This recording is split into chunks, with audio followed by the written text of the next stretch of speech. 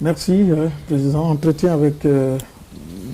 Pierre-Claver Malanga Moussavou, président du Parti social et démocrate et candidat à l'élection présidentielle d'abord de 2009, 2016 et aujourd'hui 2023. Le processus électoral s'est achevé donc, le 26 et la proclamation dite le 30. Avant d'aller dans le plus ce qui est de ce qui se déroule, ce qui se passe en ce moment. Alors, Monsieur le Président et candidat, quelle analyse faites-vous, quel commentaire faites-vous sur ce processus électoral qui vient de s'achever et avec ce qui arrive maintenant? D'abord, ça a été un processus électoral scabreux. Par rapport à 2009, 2016, celui de 2023 a été vraiment scabreux, à plusieurs titres. D'abord, le fait de triturer la loi électorale au cours du processus. On ne voit pas, comme je l'ai souvent dit, une équipe qui s'apprête à aller au stade à laquelle on annonce que tout le dispositif a changé. Et ça, c'était vraiment déplorable. J'allais prononcer un mot qui doit être prononcé, dégueulasse, de la part des pédégistes qui ont cautionné cela. Et ce que je déplore aussi, depuis 2009, 2016 et 2023, c'est une sorte de référendum pour faire partir Bongo. Ce ne sont pas des élections normales en système démocratique où chacun vient, expose son programme, parce qu'il a une préoccupation, celle de donner satisfaction à un peuple qui le mérite, un peuple qui a faim, un peuple qui n'a pas de travail, un peuple qui n'a pas de logement, qui manque de tout. Il faut lui donner une perspective, redonner espoir. Et ça, à l'occasion des élections présidentielles, quand ces élections se confondent à un référendum, on ne se préoccupe plus des partis ou des candidats qui ont de véritables programmes. C'est à déplorer. Et pourquoi je le dis? Parce que, une fois l'élection terminée, si l'objectif, comme c'était le cas, c'était de faire partir les Bongos, on a vu que par le vote, on ne peut pas le faire partir, puisque derrière, il y a la fraude, il y a la volonté de transformer les résultats, de les édulcorer pour le maintien des Bongos au pouvoir. Même si ça avait été réussi, c'est-à-dire que par le vote, il acceptait de partir, tout comme avec le coup d'État, nous serions et sommes aujourd'hui confrontés devant un dilemme, le peuple gabonais. C'est un peuple que je trouve extraordinaire. C'est-à-dire? C'est un peuple qui peut passer d'Ondo Ossa au général Oligui et qui passera certainement du général Oligui à autre chose si se ressaisissant, elle se rend compte que les solutions ne sont pas apportées aux problèmes qui minent son existence. Donc un peuple manipulé? Non, c'est un peuple qui a soif d'exister. C'est un peuple qui veut vivre et un peuple qui se cherche et qui s'accroche à qui mieux mieux, mais qu'il ne faut pas considérer comme un peuple léger, parce que ce peuple sait ce qu'il veut, c'est-à-dire mieux vivre véritablement. Et c'est là que se pose le problème aujourd'hui, celui de savoir comment faire pour répondre aux sollicitations des populations. Que la période transitoire dure 1 an, que la période transitoire dure 2 ans, les Gabonais ne vont pas se contenter de ce que Bongo soit parti. Et c'est ce que je disais, il faut éviter que les Gabonais regrettent les Bongos. Ils ne vont pas le faire dans la semaine qui suit. Nous attendons encore la formation d'un gouvernement. Mais aussitôt après le gouvernement formé, ceux qui ne seront pas dans ce gouvernement se sentiront exclus. Or, le gouvernement ne peut pas être pléthorique. Les Gabonais ne le comprendraient pas. Et en même temps, il faudra trouver des vraies solutions aux problèmes des Gabonais, problèmes d'emploi, problèmes de communication de route, problèmes de logement, problèmes d'éducation, de formation, de construction des universités. Et tout cela, le nouveau président, c'est-à-dire le président en charge de la transition,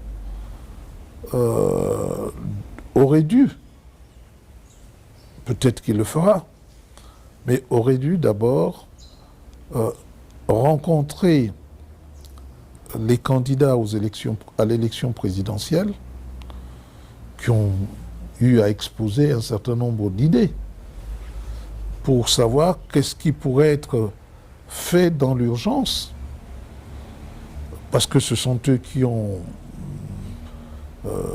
exposé devant le peuple leurs préoccupations, même si ce peuple ne s'en est pas tellement préoccupé.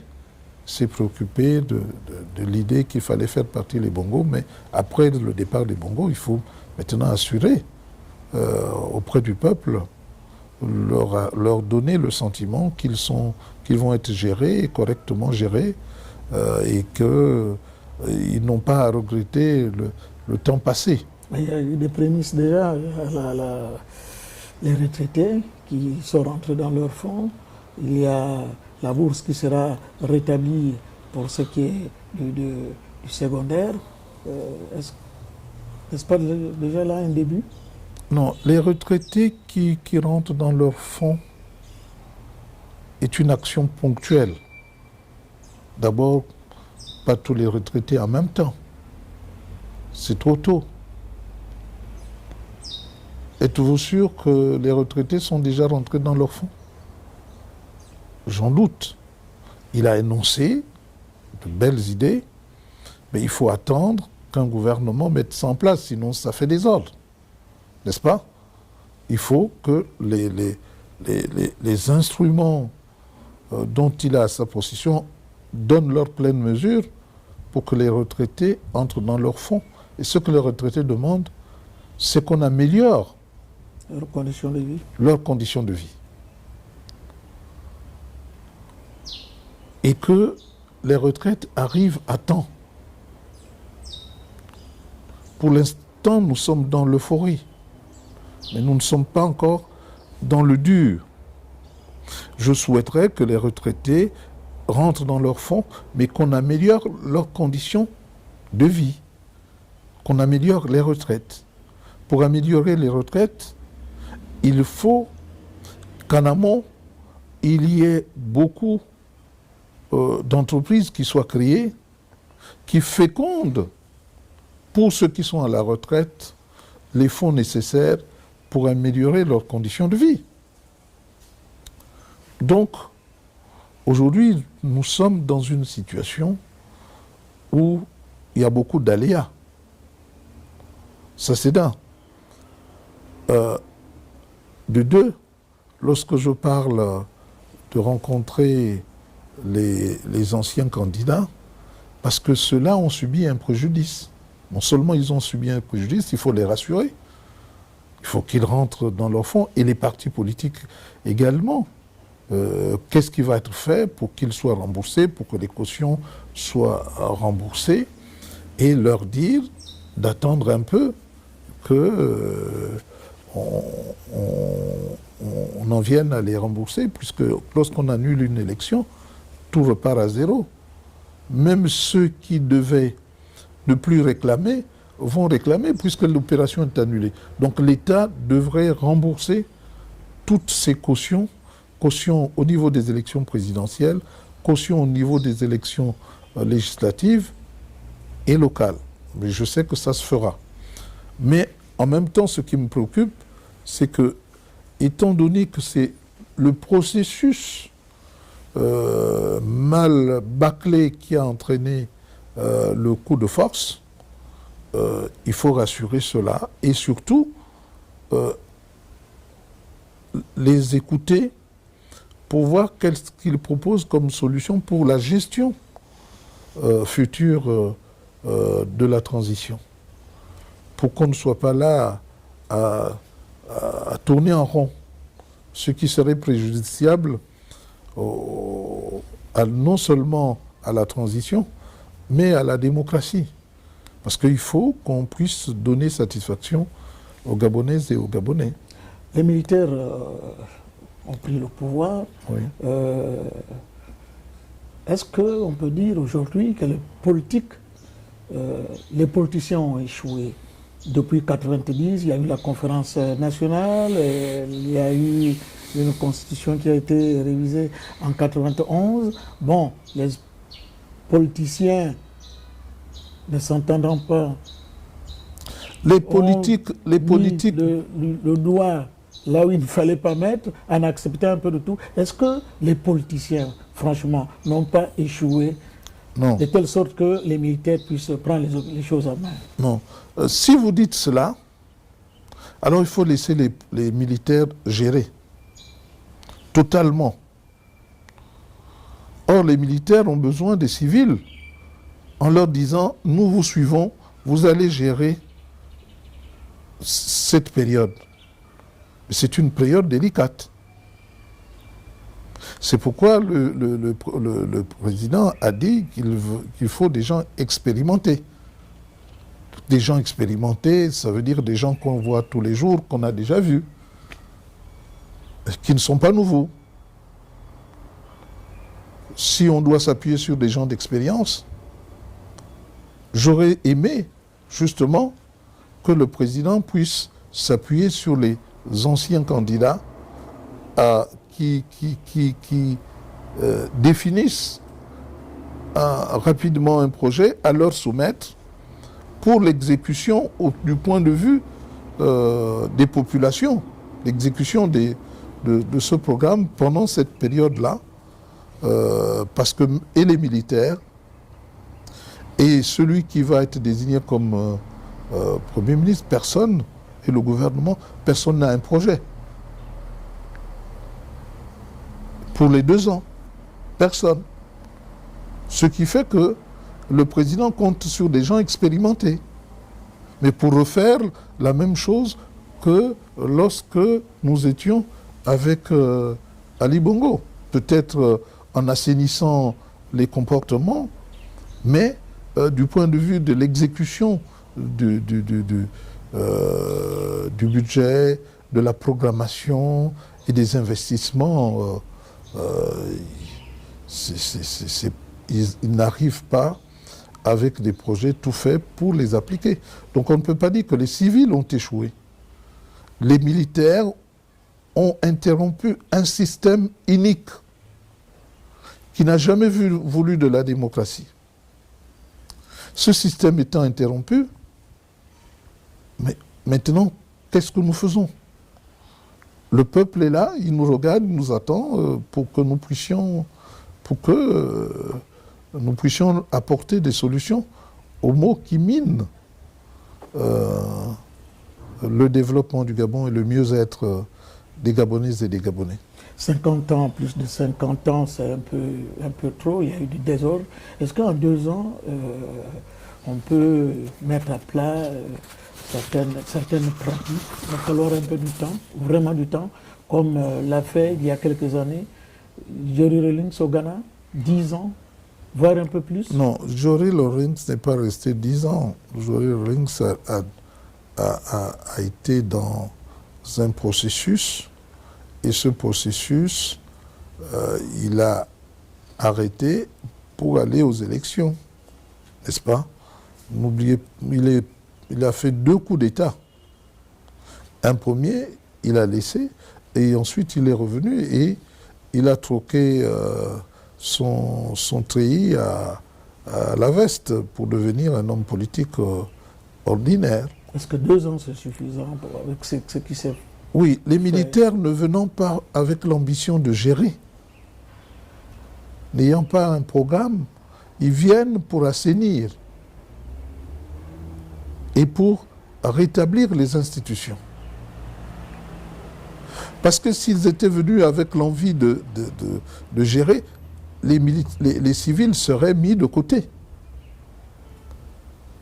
C'est pourquoi j'invite le nouveau président à consulter, à prendre le temps de consulter ceux qui ont des projets, ceux qui ont exposé des projets, ce qui peut être applicable, ce qu'il peut prendre, ce qu'il ne peut pas prendre, pour donner une ligne au prochain gouvernement. Sinon, c'est le Premier ministre qui va devoir plancher pour trouver les voies et moyens d'orienter le pays dans une direction qu'il veut lui. Alors que il faut qu'il tire sa légitimité du président, c'est-à-dire du comité, qui donne des instructions bien précises. C'est pourquoi ce comité a le temps d'abord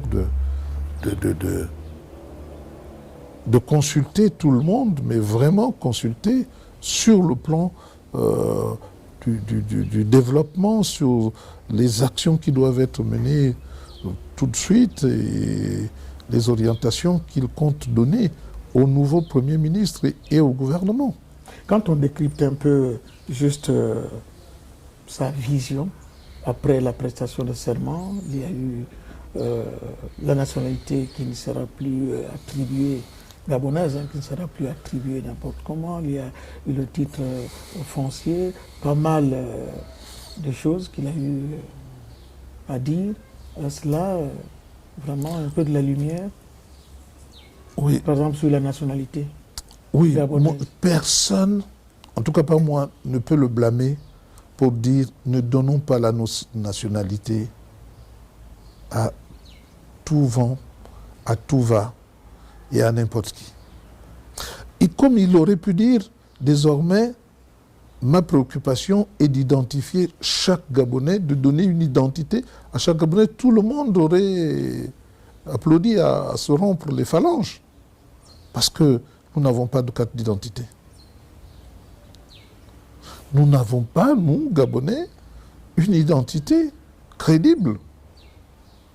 Rien ne me distingue d'un autre Africain en tant que Gabonais, puisque je n'ai pas de carte d'identité.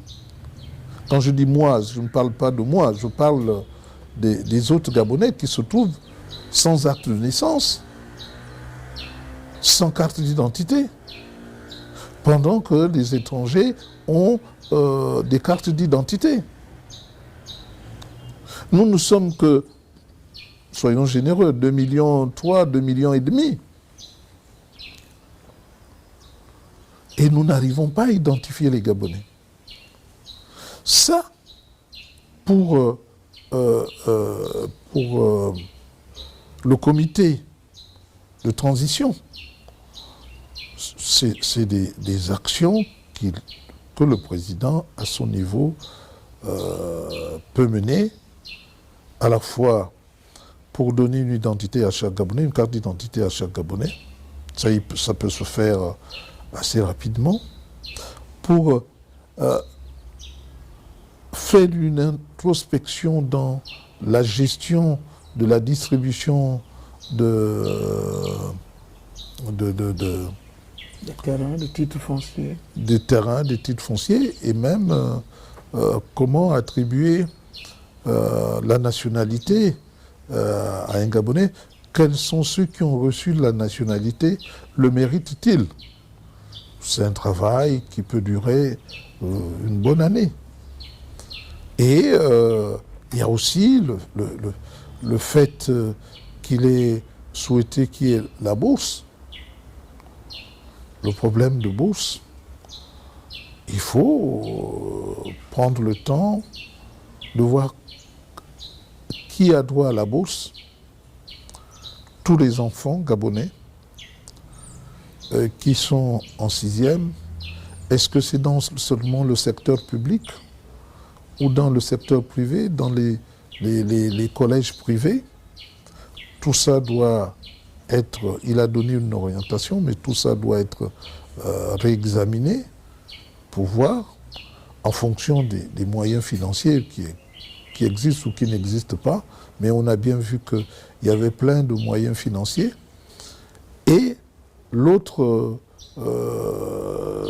situation, c'est il peut lancer la construction des universités, commencer au moins, et que ceux qui viendront par la suite vont continuer. Mais ce qui est bien, c'est qu'il n'a pas l'ambition de gérer le pays.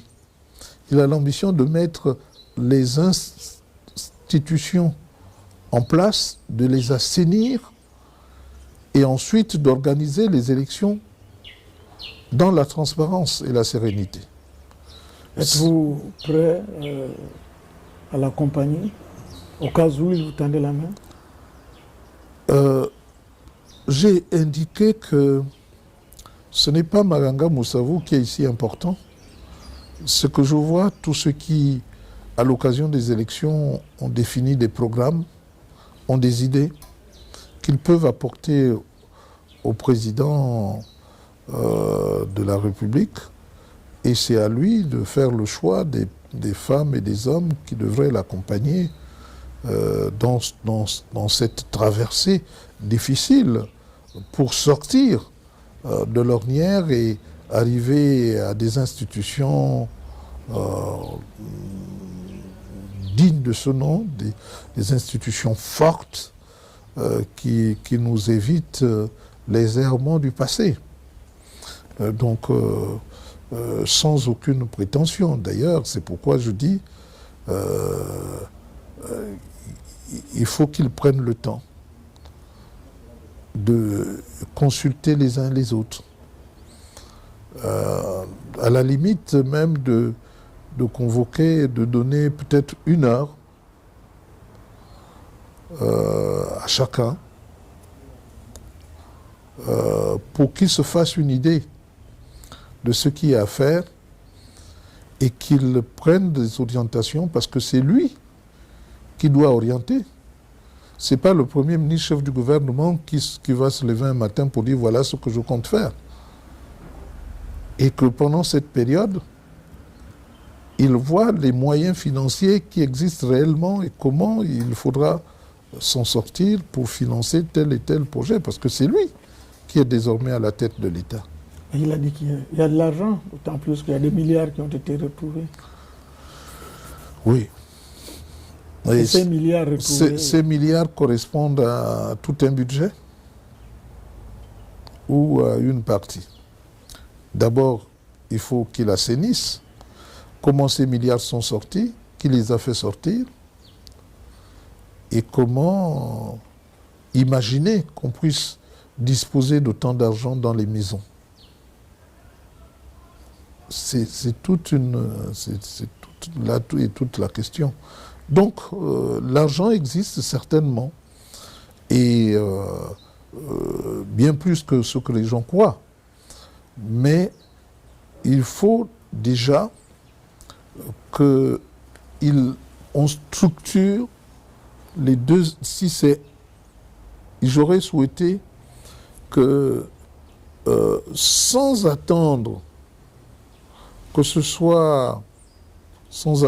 une quelconque commission, une conférence nationale, que les militaires eux-mêmes disent nous avons pris le pouvoir parce que ce sont des stratèges, nous allons exercer ce pouvoir, nous avons besoin de 6 mois, de 9 mois, de 18 mois, de 2 ans.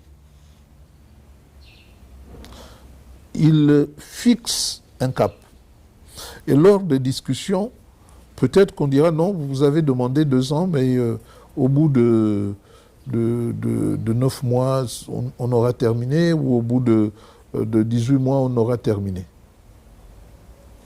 Mais il faut qu'ils fixent déjà le cap. Ce ne sont pas les hommes politiques qui vont aller dire vous allez rester tant de temps. Il faut qu'eux-mêmes aient le temps de réfléchir pour dire, pour faire ce travail, voilà le chronogramme. Car ce sont des militaires. Les militaires sont des stratèges. Et les stratèges savent jusqu'où ils peuvent aller ou ne pas aller, pour ne pas tomber dans les travers des civils qui vont être ensuite, après avoir été adulés, conspués par ce peuple affamé. Donc c'est à eux de se mettre d'accord et de proposer des dates. Je crois que le peuple gabonais est disposé à les écouter, pourvu qu'ils ne restent pas trop longtemps, pour eux-mêmes, pour ne pas discréditer l'institution qu'est l'armée, les forces de sécurité, et donc faire des propositions. Au niveau de la communauté internationale, il y a l'Union africaine, le Gabon est suspendu, la CEAC. Votre commentaire? Oui, mais je pense que je ne sais pas si l'Union africaine en tant que telle n'a pas des raisons de se remettre en cause quant à son efficacité. Le président de l'Union africaine, le président de la Commission, est un Tchadien. Tout à fait. Qu'a-t-il dit du jeune président tchadien qui a pris la succession de son père? Donc j'estime que vraiment l'Union africaine s'est beaucoup discréditée. Et ce qui se passe au Gabon, d'aucuns disent il y avait un coup d'État qui était déjà en préparation, c'est un coup d'État contre un autre coup d'État, et qu'il faut s'attendre à des situations qui peuvent être difficiles parce que ceux qui ont perdu le pouvoir peuvent, ou ceux qui avaient prévu de faire un coup d'État peuvent se réveiller et qui se sont sentis dépassés. Mais toujours est-il que les Gabonais avaient soif de changement. Un seul nom, je ne dis pas une famille, je dis un seul nom, dans les oreilles des Gabonais depuis 56 ans, c'était un peu fort de café.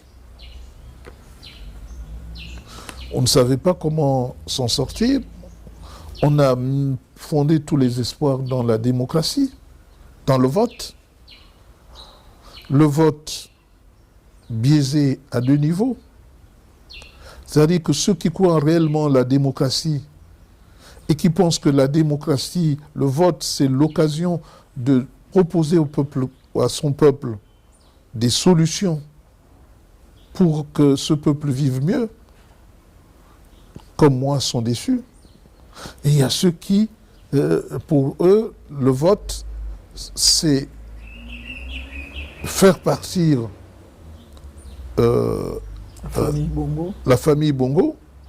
Je fais aussi partie, mais à la différence, c'est que je voulais proposer, faire d'une pierre deux coups. Parce qu'aujourd'hui, que ce soit avec l'armée, ou si mes amis de l'alternance 23 avaient pris le pouvoir, on serait dans la même situation, à se poser la question de savoir ce qu'il faut faire. Les annonces des bourses, les annonces faites sur les retraités, c'est très vite dépassé par le peuple. Les retraités sont une partie dont il faut tenir compte. Et moi, dans ce cas, j'ai proposé, par exemple, que les retraités n'attendent pas que leur retraite, qu'on leur donne la possibilité d'avoir des projets qu'on finance pour qu'ils continuent de mieux vivre et d'être en pleine activité, parce que nous ne sommes pas nombreux. Voyez-vous? Et trouver la solution aux élèves, cette solution n'était pas que pour les élèves, était pour toute la population en donnant 25 000 francs par Gabonais de la naissance pour tous les Gabonais, ce qui résout le problème des bourses. Pas à l'université, parce qu'à l'université, c'est un tout autre investissement à réaliser, parce que nous voulons que nos enfants soient performants, qu'ils viennent prendre notre relève, que ce soit au niveau des universités comme au niveau des formations professionnelles. C'est des crédits à mettre à la disposition de nos enfants pour qu'ils apprennent mieux. C'est toute une préoccupation. La gestion d'un pays nécessite une profonde réflexion qui n'a rien à voir avec le fait de prendre des décisions ponctuelles. Mao Tse-tung, président chinois, disait ceci: le peuple est l'employeur et que les hommes politiques sont des employés. À l'inverse, surtout en Afrique, c'est plutôt les peuples qui sont employés. Le Parti social-démocrate a dit par le biais de la provincialisation que la provincialisation, c'est l'art de gouverner au plus près des populations. Et la provincialisation, c'est l'art de faire en sorte que le président de la République ne soit plus Dieu, donc l'employeur, mais qu'il se mette au service des populations, c'est-à-dire l'employé des populations. Et c'est pourquoi la provincialisation fait en sorte qu'on aille le plus loin possible à l'intérieur du pays, que le développement parte du village, structure de base, et remonte. Aujourd'hui, nous ne sommes pas sortis de cette quadrature du cercle où on ne sait pas quel va être le comportement des Gabonais par rapport à ce qui vient de se passer. On va avoir un attrait des populations encore redoublé vers Libreville, la capitale, fasciné par le jeune général, n'est-ce pas? Tout le monde voudra venir à Libreville, voir ce qui se passe, et on va connaître une sorte d'exode rural incroyable, fasciné par cela, par l'attrait de la grande ville, par l'attrait de ce qui se passe à Libreville, et qui est présenté comme quelque chose d'extraordinaire. Donc, il faudrait que très vite, nos vaillants soldats, que j'ai félicités à 9h11, le 30 à 9h11, au sortir de mon lit, j'ai vu à 4h30 du matin ce qui se passait, et à 9h11, j'ai depuis Mouila félicité nos forces de sécurité, la dextérité avec laquelle ils ont su gérer cette période. Le fait extraordinaire que les Gabonais ne comprennent pas, que par humilité, les militaires qui ne sont pas mieux que les autres ne lancent pas les premiers la pierre sur des gens qui ont détourné forcément et qui les traitent d'une certaine manière comme les anciens, alors que dans d'autres pays, on n'aurait pas pu voir Billy Binze et les Osuka venir à la cérémonie. C'est une preuve, une grande preuve d'humilité, une grande preuve de dextérité de nos soldats que je trouve extraordinaire. Même les civils ne sont pas aussi tolérants que les militaires le sont. C'est pourquoi il faut les accompagner. C'est pourquoi je me permets de dire au général Oligui, s'il a un peu de temps, qu'il prenne un à un, du moins ceux qui ont vraiment eu, parce qu'ils sont mieux renseignés et qui ont eu des projets, un à un pour dire qu'est-ce que vous pensez, qu'est-ce qui peut être fait dans les 2 ans qui suivent pour amorcer le processus de reconstruction du pays et de mise en place des institutions. Parce que dans le brouhaha d'une conférence nationale, chacun a des idées, même ceux qui ne les ont toujours pas exprimées, n'est-ce pas? Et par conséquent, on ne peut pas, au sortir de là, faire quelque chose qui soit consistant. Votre mot de fin, Président? Mon mot de fin, c'est que je souhaiterais que les personnalités qui vont être appelées auprès de nos vaillants soldats qui ont décidé d'interrompre un processus électoral mal enclenché puissent avoir la lucidité nécessaire pour proposer de vraies solutions afin que le temps que les soldats mettront à la tête de notre pays ne soit pas un cauchemar pour les populations. Donc c'est tout le souhait que je formule à l'endroit de ceux qui vont avoir la charge du gouvernement. Et nous restons disponibles pour donner des conseils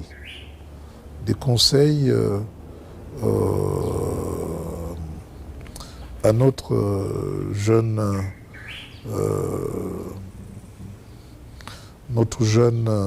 général, président, qui a besoin d'être accompagné par tous et surtout lui éviter de confondre vitesse et précipitation. Parce que dans la situation dans laquelle il se trouve, il doit faire extrêmement attention. Les gens lui ont reproché d'embrasser tout le monde, de faire des accolades à tout le monde. Ce n'est pas de la faiblesse de sa part. Ce n'est pas non plus de la condescendance. Mais il veut se présenter comme quelqu'un qui est un réconciliateur. Un rassembleur. Non, un rassembleur, c'est pour les politiques.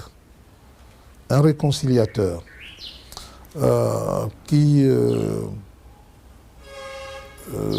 où il voudrait, in fine, que les Gabonais se remettent ensemble, se remettent au travail.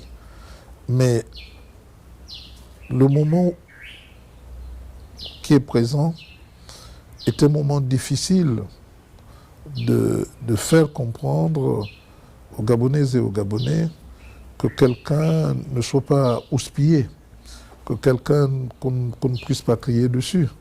Ça supposerait que notre démocratie soit tellement évoluée comme en Occident. Même en Occident, on ne peut pas s'empêcher de huer sur un ancien président qui vient de perdre, un président qui vient de perdre les élections, qui s'en va.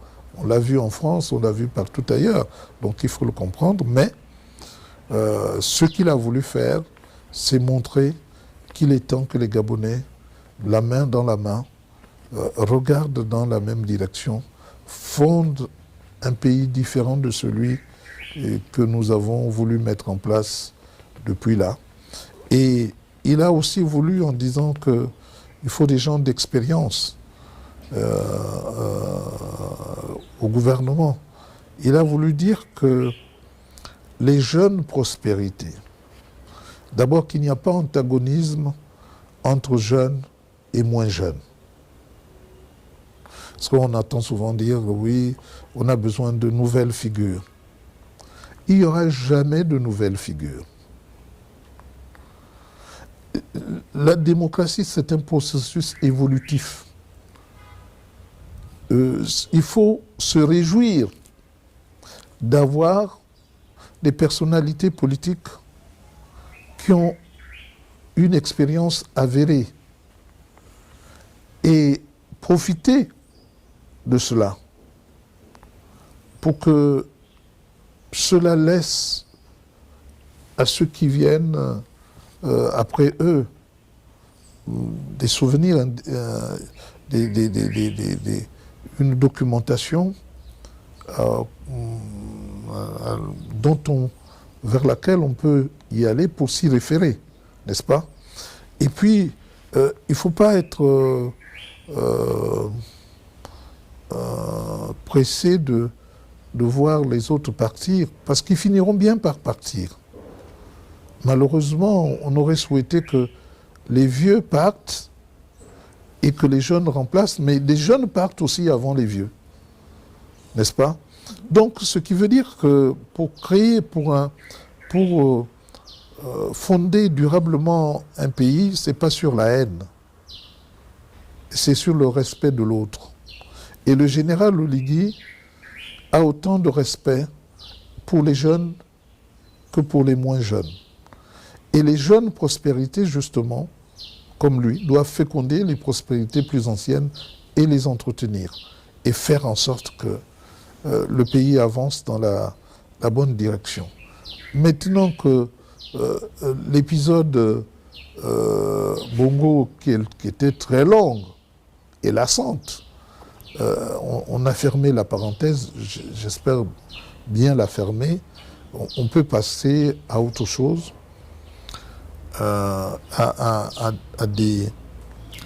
une projection basée sur quelque chose de solide pour l'intérêt du peuple gabonais, pour que ce pays, on reprenne notre fierté d'avoir du travail pour nous-mêmes et peut-être pour ceux qui viendraient nous aider à développer notre pays, qu'on ait des logements, qu'on ait des universités, que le Gabon soit une destination universitaire, qu'on ait de bonnes routes. J'ai parlé de la route du développement. Tout ceci est rendu nécessaire après cet épisode parce que l'argent, on en aura toujours. Je suis sûr et certain. Et il sait lui-même que nous pouvons récupérer même l'argent des bongos en allant dans les paradis fiscaux. Et donc, je suppose que ce qui va se faire. Donc, de ce côté-là, je n'ai pas de crainte. Mais je voudrais aussi dire au général et à toute son équipe que il faut beaucoup de rigueur dans la gestion du pays. On ne peut pas plaire à tout le monde. Et donc, il faut faire des choses qui aillent dans le sens non pas de satisfaire tout le monde, mais de satisfaire le plus grand nombre, n'est-ce pas? Pour être sûr que le temps qu'ils passeront laissera une trace indélébile qui conforte la démocratie, qui conforte le mieux-être dans notre pays.